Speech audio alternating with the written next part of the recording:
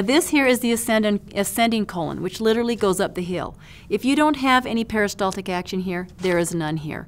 And the pathologists that I worked with, they call this the region of worms, meaning that literally there's no movement here, that parasites have the opportunity to come into our body because our immune system is low from lots of antibiotics, and the liver is not functioning because we're eating so many artificial foods, that the parasites come into the body and they lodge in these haustra, in these big blockages here, and only the fresh material goes by.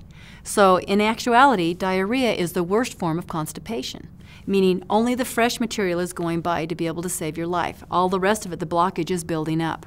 Here's your ileocecal valve, where the 28 feet of the small intestine is constantly dumping into the large intestine. So if there's no movement in this area here, this is where disease lies.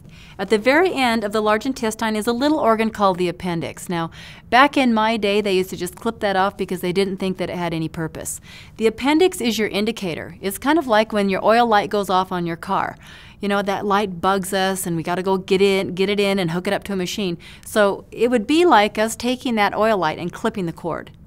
The oil light wouldn't bother us anymore, but the engine wouldn't get the attention that it needs. So the same thing. It's the indicator to let you know that the large intestine is overfull. There's infection. It needs to be cleansed out. So if you don't have an appendix, there's a good chance that your bowel is very ballooned out. I'm going to show you a picture later of what an atonic bowel looks like, because your body will adjust to whatever you do to it. If you're eating lots and lots of food, your bowel will adjust to that and stretch to it.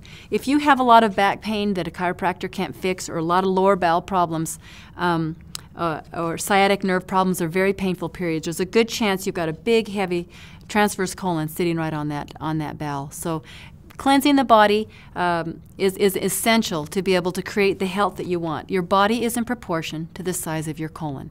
If you are unhealthy, there's a lot of toxins that build up and are stored in these areas. Now, one of the things people do is eat a lot of salt. There's Celtic salt, there's real salt, there's a lot of healthy salts that are out on the market. One of the things that I have found, if you want to, like when my brothers used to tan a hide, they would throw salt on the hide, and within hours it would be hard and calcified. The same thing happens here in the body.